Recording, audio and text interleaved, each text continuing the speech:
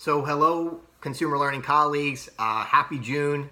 I know that summer is right around the corner. I hope that everyone has some enjoyable summer plans to look forward to. I'm going to spend the next couple of minutes talking about measurement and evaluation, which is admittedly a topic I feel pretty passionate about. Those of you who've worked with me closely know that. But my passion is not only specific to L&D and the work we do as learning professionals, but also how that extends to the personal and professional goals and aspirations that we set for ourselves.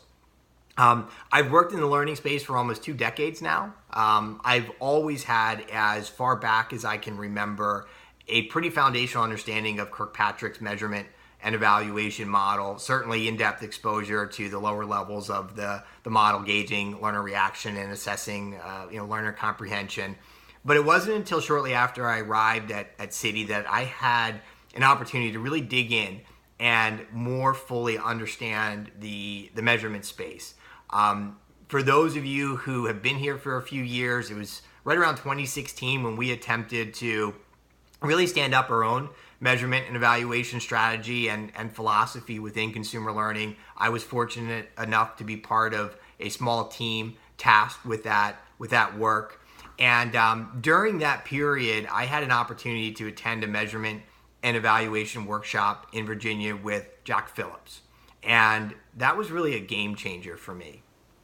For those of you who don't know Jack Phillips, he is an exceptionally strong thought leader, a very prominent figure in the learning, measurement, and evaluation space. He's the founder of the ROI Institute. He worked extremely closely with Donald Kirkpatrick, who is widely recognized as the pioneer in this space. He also worked closely with Josh Bersin on the Bersin measurement and evaluation framework. That relationship kind of petered out, but he's a key figure in this arena. And he's basically credited with adding a 5th dimension to Kirkpatrick's model, that 5th layer being ROI. So we basically have 5 levels of evaluation. Level 1 being learner reaction to the program. Level 2 being learner comprehension. Did they actually demonstrate mastery of the learning material? Level 3 being application. Did they apply what they learned on the job? Level 4 being impact. So what was the actual impact of that learning application in terms of output or quality or cost or time, a quantifiable result? And then that last ROI, Jack's contribution, which is the monetary return.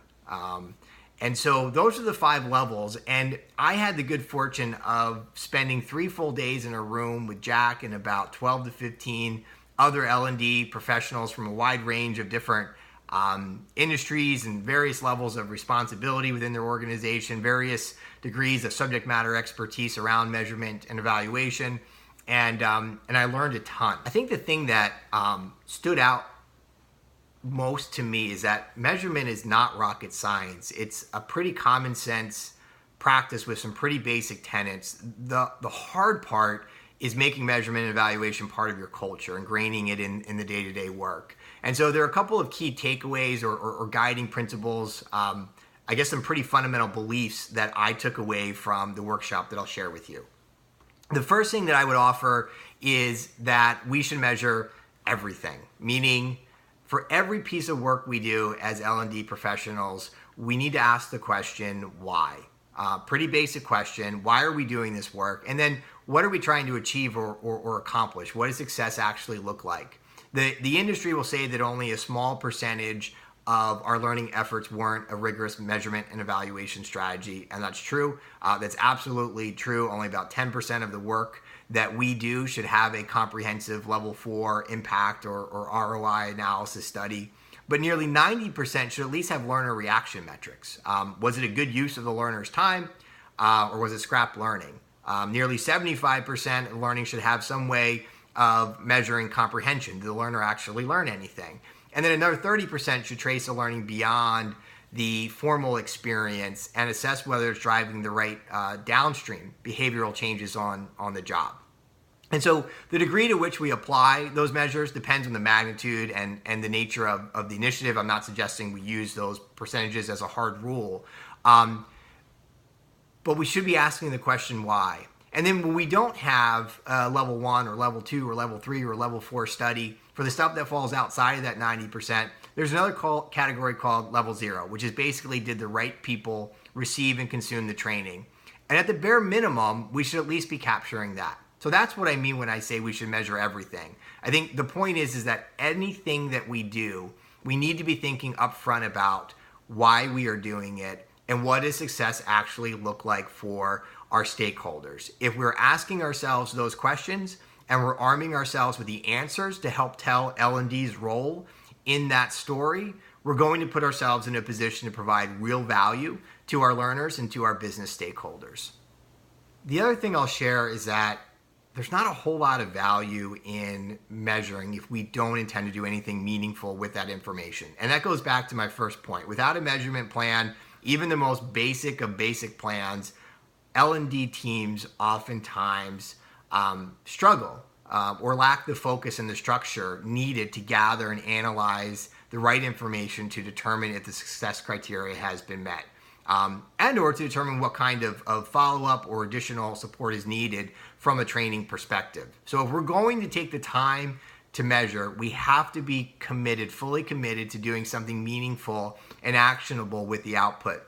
And again, if we're taking the time to think and strategize up front about things in the analysis phase around our measurement plan, we're much likely to put in place a more targeted and meaningful solution. So there are a whole bunch of other things related to measurement and evaluation that I'd love to talk about, but those are two very basic principles or philosophies that routinely drive my thinking around this topic. Hopefully they resonate a little bit with all of you. The other thing I will share as we near our mid-year process and start to take stock of our goals is just how important having a measurement plan is in helping track our progress against those goals and those objectives. Same is true for our individual development plans in the workplace, as well as any goal that we're setting for ourselves in our personal lives as well. So think about what success looks like, how you will measure it.